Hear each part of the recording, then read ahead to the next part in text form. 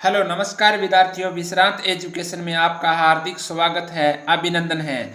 विद्यार्थियों, current GK की class में हाजिर हैं। तो विद्यार्थियों, आज हमारा करंट जीके का पहला प्रश्न है, दिल्ली उच्च न्यायालय ने केंद्र सरकार की किस सैन्य भर्ती योजना के विरुद्ध याचिकाओं को खारिज करते हुए उसकी वैधता को बरकरार रखा है। यानी दिल्ली उच्च न्यायालय ने केंद्र सरकार की किस सैन्य भर्ती योजना के विरुद्ध याचिकाओं को खारिज करते हुए उसकी वैधता को बरकरार रखा गया, तो अग्निपथ योजना को बरकरार रखा है। ओके विद्यार्थियों, यानी अग्निपथ योजना को बरकरार रखा है। दिल्ली उच्च न्यायालय ने जो केंद्र सरकार की सैन्य भर्ती योजना है उसके विरुद्ध याचिकाओं को खारिज करते हुए उसकी वैधता को बरकरार रखा है। ये हमारा आंसर है। ओके विद्यार्थियों, अब बात करते हैं 2 नंबर प्रश्न। और रूस ने परमाणु हथियारों की संख्या को सीमित करने वाली किस संधि को निलंबित करने की घोषणा फरवरी 2023 में की है। यानी रूस ने परमाणु हथियारों की संख्या को सीमित करने वाली किस संधि को निलंबित करने की घोषणा की है। तो विद्यार्थियों, हमारा आंसर है न्यू स्टार्ट संधि। किस न्यू स्टार्ट संधि को निलंबित करने की घोषणा की है। ओके विद्यार्थियों, अब चलते हैं 3 नंबर प्रश्न। अमेरिकी राष्ट्रपति जो बाइडेन द्वारा किसे विश्व बैंक का अध्यक्ष 23 फरवरी 2023 को नामित किया गया है। तो हमारा आंसर है अजय बंगा। यानी अजय बंगा को जो बाइडेन द्वारा विश्व बैंक का अध्यक्ष 23 फरवरी 2023 को नामित किया गया है। हमारा आंसर है अजय बंगा। ओके विद्यार्थियों, अब चलते हैं 4 नंबर प्रश्न की ओर। ऑस्ट्रेलिया ने महिला T20 विश्व कप का खिताब कौन सी बार जीता है। यानी ऑस्ट्रेलिया ने महिला T20 विश्व कप का खिताब कौन सी बार जीता है। तो 6ठी बार जीता है। और किसने हराया है, किसको हराया, यानी दक्षिणी अफ्रीका को हराकर ऑस्ट्रेलिया ने महिला T20 का खिताब जीत लिया है। ओके विद्यार्थियों, अब चलते हैं 5वें नंबर प्रश्न की ओर।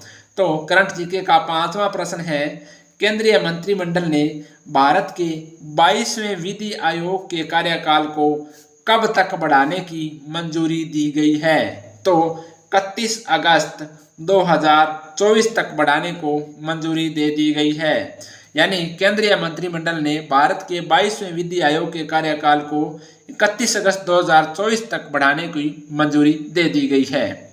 ओके विद्यार्थियों, अब चलते हैं हमारा 6ठा प्रश्न करंट जीके का। सबरी माता की जयंती पर कोल जनजाति महाकुंभ का आयोजन फरवरी 2023 में कहां पर किया गया।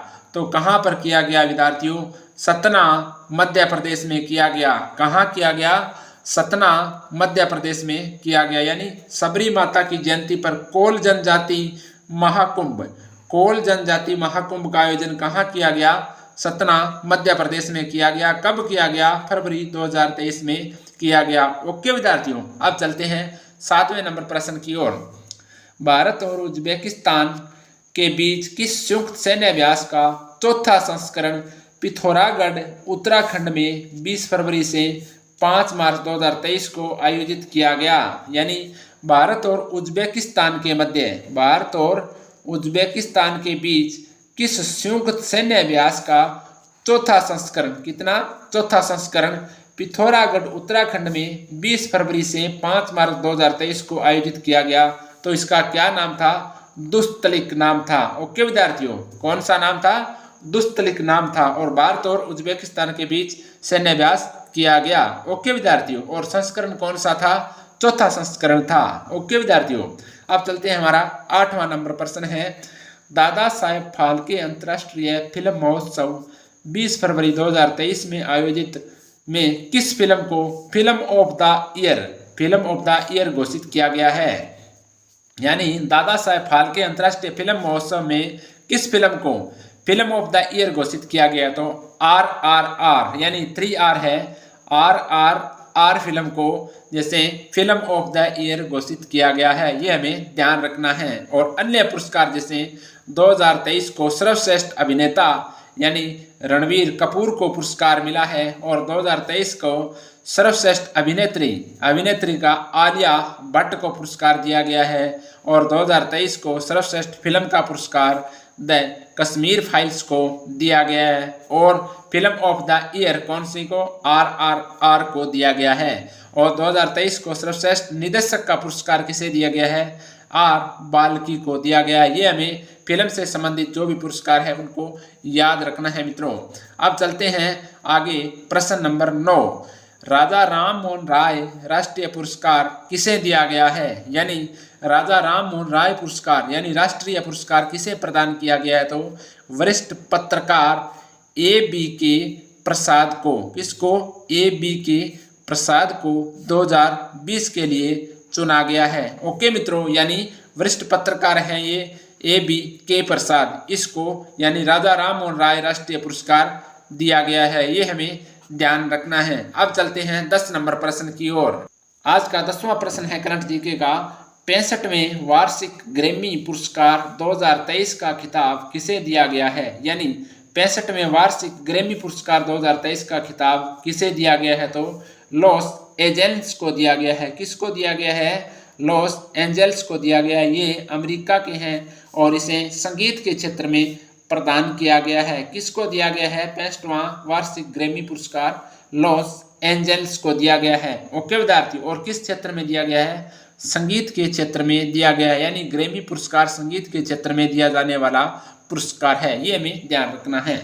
हमारा 11वां प्रश्न है, लाइफ टाइम अचीवमेंट अवार्ड 2023 किसे प्रदान किया गया, यानी लाइफ टाइम अचीवमेंट अवार्ड 2023 किसे प्रदान किया गया है, पूर्व प्रधानमंत्री डॉक्टर मनमोहन सिंह को दिया गया है। और यह पुरस्कार उन्हें आर्थिक और राजनीतिक जीवन में उनके योगदान के लिए सम्मानित किया गया है। इम्पोर्टेंट प्रश्न है कि लाइफ टाइम अचीवमेंट अवार्ड किसे दिया गया है 2023 का, पूर्व प्रधानमंत्री डॉक्टर मनमोहन सिंह को दिया गया है। किस लिए दिया गया है, कि उन्हें आर्थिक और राजनीतिक जीवन में उनके योगदान के लिए सम्मानित किया गया है। ये हमें ध्यान रखना है। आज का 12वां प्रश्न है, प्रधानमंत्री की आर्थिक सलाहकार परिषद की सदस्य किसे नियुक्त किया गया है, यानी प्रधानमंत्री की जो आर्थिक सलाहकार है उस परिषद की सदस्य किसे नियुक्त किया गया है, तो समीक्षा रवि को किया गया है। ओके विद्यार्थियों, किसको, समीक्षा रवि को किया गया है। ओके, अब चलते हैं 13वां प्रश्न करंट जीके का, भारत सरकार के पूर्व वाणिज्य सचिव कौन है जिनको नीति आयोग के नए CEO नियुक्त किए गए हैं, यानी भारत सरकार के पूर्व वाणिज्य सचिव कौन है जिनको अब नीति आयोग के नए CEO के रूप में नियुक्त किया गया है, तो BVR सुब्रमण्यम। कौन है, BVR सुब्रमण्यम हैं। ये 3 वर्ष तक विश्व बैंक में जिम्मेदारी संभालेंगे। कितने वर्ष तक, 3 वर्ष तक विश्व बैंक में जिम्मेदारी संभालेंगे। और नीति आयोग भारत सरकार द्वारा 1 जनवरी 2015 को गठित किया गया एक नया संस्थान है। ये में ध्यान रखना है। और नीति आयोग के बारे में और तथ्य है उनको भी हम पढ़ लेते हैं। नीति आयोग का अध्यक्ष कौन होता है, प्रधानमंत्री होता है। नीति आयोग के उपाध्यक्ष कौन है, सुमन बेरी है। और नीति आयोग के प्रथम उपाध्यक्ष कौन है, अरविंद पनगडिया है। कौन है, अरविंद पनगडिया, जो नीति आयोग के प्रथम उपाध्यक्ष हैं थे। ओके विद्यार्थियों, तो नीति आयोग के प्रथम CEO कौन थे, सिंधुश्री खुल्लर थे। कौन थे, सिंधुश्री खुल्लर थे। यानी नीति आयोग के बारे में जो जो तथ्य है वो हमने पढ़े। किसके अध्यक्ष कौन होते हैं, प्रधानमंत्री, उपाध्यक्ष कौन है, सुमन बेरी, और प्रथम उपाध्यक्ष कौन थे, अरविंद पनगडिया, और प्रथम CEO कौन थे, सिंधुश्री खुल्लर थे। ये भी हमें ध्यान रखना है। अब हम चलते हैं 14वें नंबर प्रश्न की ओर।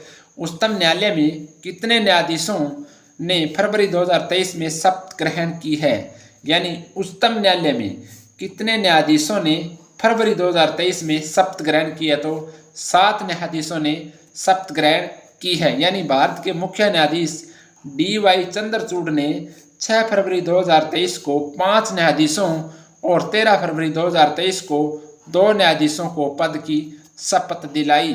यानी DY चंद्रचूड़ भारत के मुख्य न्यायाधीश हैं। इन्होंने 6 फरवरी 2023 को तो 5 न्यायाधीशों और 13 फरवरी 2023 को 2 न्यायाधीशों को पद की शपथ दिलाई। इन 7 नियुक्तियों के बाद उच्चतम न्यायालय में न्यायाधीशों की संख्या कितनी हो गई, कि 34 हो गई है, यानी मुख्य न्यायाधीश सहित कितनी संख्या हो गई है? 34 हो गई है। यानी मुख्य न्यायाधीश समेत कितनी संख्या हो गई? 34 हो गई है। ये हमें ध्यान रखना है। आगे चलते हैं। करंट जीके का आज का 15वां प्रश्न है, भारतीय फुटबॉलर और 2 बार के ओलंपियन जिसका 16 फरवरी 2023 को कोलकाता में निधन हो गया, कौन थे? तुलसीदास बलराम थे। कौन थे? तुलसीदास बलराम, एक ही नाम है ये। 86 वर्ष के थे। ओके विद्यार्थियों, और इनका निधन कहाँ हुआ? कोलकाता में, यानी फुटबॉलर खिलाड़ी हैं। ओके विद्यार्थियों, करंट का प्रश्न है, पूछा जाता है, यानी भारतीय फुटबॉलर और 2 बार ओलंपियन जिनका 16 फरवरी 2023 को कोलकाता में निधन हो गया, तो हमारा आंसर होगा तुलसीदास बलराम। अब चलते हैं आगे 16वें प्रश्न की ओर। आज का 16वां प्रश्न है, भारत और जापान की सेना के मध्य 17 फरवरी से 2 मार्च 2023 तक जापान में शिंगा प्रांत के कैंप इमाजू में कौन सा संयुक्त सैन्य अभ्यास किया गया? यानी भारत और जापान की सेना के मध्य 17 फरवरी से 2 मार्च 2023 तक जापान में शिंगा प्रांत में के कैंप इमाजू में कौन सा संयुक्त सैन्य अभ्यास किया गया? तो इसका नाम है एक्सरसाइज ड्रम गार्जियन। क्या नाम है? Exercise drum guardian. यह चौथा संस्करण है। कौन सा है? चौथा संस्करण है विद्यार्थियों, ये हमें ध्यान रखना है। और जापान और भारत की सेना के मध्य हुआ, और कौन सी जगह? जापान में शिंगा प्रांत के कैंप इमाजू में हुआ था। ओके विद्यार्थियों, इसका नाम क्या था? एक्सरसाइज ड्रम गार्जियन नाम था इसका, ये हमें ध्यान रखना है। आगे चलते हैं। 17वां नंबर प्रश्न है, भारतीय कृषि अनुसंधान परिषद ICAR ने गेहूं की एक नई किस्म विकसित की है। इसका क्या नाम है? कि भारतीय कृषि अनुसंधान परिषद ICAR ने गेहूं की एक नई किस्म विकसित की है। इसका नाम है HD 3385, यानी HD 3385 इसका नाम है। ये हमें ध्यान रखना है। प्रश्न नंबर 18 है, 40वां निवानो शांति पुरस्कार 40वां निवानो शांति पुरस्कार किसे प्रदान किए जाने की घोषणा फरवरी 2023 में की गई है? यानी 40वां निवानो शांति पुरस्कार किसे प्रदान किए जाने की घोषणा 2023 में की है? तो राजगोपाल PV को दिए जाने की घोषणा की गई है। किसको? राजगोपाल PV को दिए जाने की घोषणा की गई है। ये हमें ध्यान रखना है। प्रश्न नंबर 19 है, वर्ष 2023 का मार्कोनी पुरस्कार किसे प्रदान किया गया? यानी मार्कोनी पुरस्कार किसे प्रदान किया गया मित्रों? प्रोफेसर हरि बालाकृष्णन को किया गया है। प्रोफेसर हरि बालाकृष्णन को मार्कोनी पुरस्कार 2023 दिया गया है। ये हमें ध्यान रखना है। और यह पुरस्कार wired of wireless networking, mobile sensing और वित्तीय सिस्टम में उनकी मौलिक खोजों के समाज पर व्यापक प्रभाव की पहचान के लिए दिया गया है। किस लिए दिया गया है? कि यह पुरस्कार wired of wireless networking, mobile sensing और वितरित सिस्टम में उनकी मौलिक खोजों के समान पर व्यापक प्रभाव की पहचान के लिए दिया गया है। ये भी हमें ध्यान रखना है। ओके विद्यार्थियों, यह पुरस्कार किसे दिया गया है? प्रोफेसर हरि बालाकृष्णन को दिया गया है। ये हमें ध्यान रखना है। आगे चलते हैं। करंट जीके का 20वां प्रश्न कौन सा है? वह भारतीय शिक्षाविद जो बांग्लादेश के अंतर्राष्ट्रीय मातृभाषा पुरस्कार 2023 में सम्मानित होने वाले पहले भारतीय बने हैं। यानी वह भारतीय शिक्षाविद जो बांग्लादेश के अंतर्राष्ट्रीय मातृभाषा पुरस्कार 2023 से सम्मानित होने वाले पहले भारतीय बने हैं, तो डॉक्टर महेश कुमार मिश्र। कौन है? डॉक्टर महेश कुमार मिश्र है, जो बांग्लादेश के अंतर्राष्ट्रीय मातृभाषा पुरस्कार 2023 से सम्मानित होने वाले पहले भारतीय बने हैं। ये हमें ध्यान रखना है। आगे चलते हैं। 21वां प्रश्न है करंट जीके का, भारतीय भूवैज्ञानिक सर्वेक्षण द्वारा जम्मू कश्मीर के किस क्षेत्र में लिथियम की खोज की गई है? ये हमें देखना है कि भारतीय भूवैज्ञानिक सर्वेक्षण द्वारा जम्मू कश्मीर के किस क्षेत्र में लिथियम की खोज की गई है? तो कौन सा क्षेत्र है? सलाला हेमाना, यानी जिला रियासती, और राज्य कौन सा है? जम्मू कश्मीर है, यानी सलाला हैमाना जिला रियासी जम्मू कश्मीर में खोज की गई। किसकी? लिथियम की। किसके द्वारा? भारतीय भूवैज्ञानिक सर्वेक्षण के द्वारा जम्मू कश्मीर में जो लिथियम की खोज की गई है। अगला 22वां प्रश्न है, 14वां एरो इंडिया 2023 यानी 13 से 17 फरवरी 2023 को कहाँ किया गया? 14वां एरो इंडिया 2023 यानी 13 से 17 फरवरी 2023 को कहाँ किया गया? तो यलहंका एयरफोर्स स्टेशन बेंगलुरु में। कहाँ किया गया? यलहंका एयरफोर्स स्टेशन बेंगलुरु में 14वां एरो इंडिया 2023 का समापन किया गया। ओके विद्यार्थियों, कब किया गया? 13 से 17 फरवरी 2023 को किया गया। कहाँ किया गया? यलहंका एयरफोर्स स्टेशन बेंगलुरु में किया गया। ये हमें ध्यान रखना है। 24वां नंबर प्रश्न है करंट जीके का, तीसरे खेलो इंडिया विंटर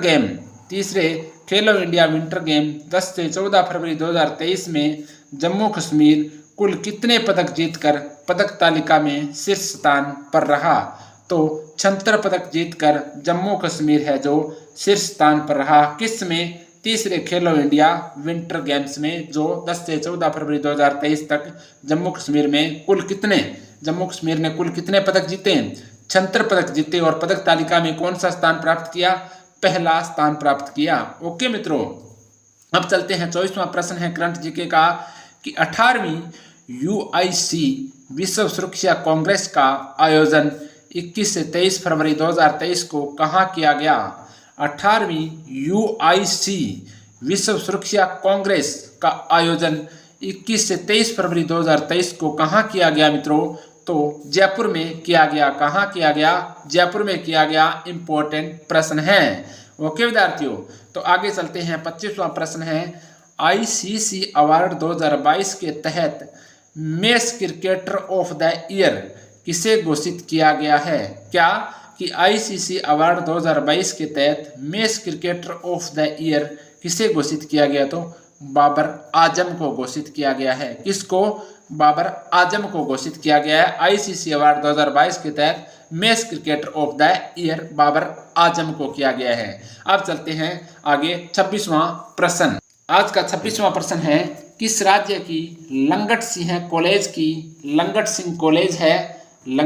कॉलेज की खगोलीय वेधशाला को यूनेस्को ने लुप्तप्राय वेधशालाओं की विरासत सूची में शामिल किया है? तो विद्यार्थियों, किसको? कौन से राज्य की? यानी बिहार राज्य की। यानी किस राज्य की पूछा है? किस राज्य की? लंगट सिंह कॉलेज, यानी बिहार राज्य की लंगट सिंह कॉलेज की खगोलीय वेधशाला को यूनेस्को ने लुप्तप्राय वेधशालाओं की विरासत सूची में शामिल किया है। और 106 साल पुरानी यह तारामंडल खगोलीय वेधशाला को विरासत सूची में शामिल किया गया। यानी 106 साल पुरानी है ये, इसको तारामंडल खगोलीय वेधशाला को विरासत सूची में शामिल किया गया है। ये हमें ध्यान रखना है।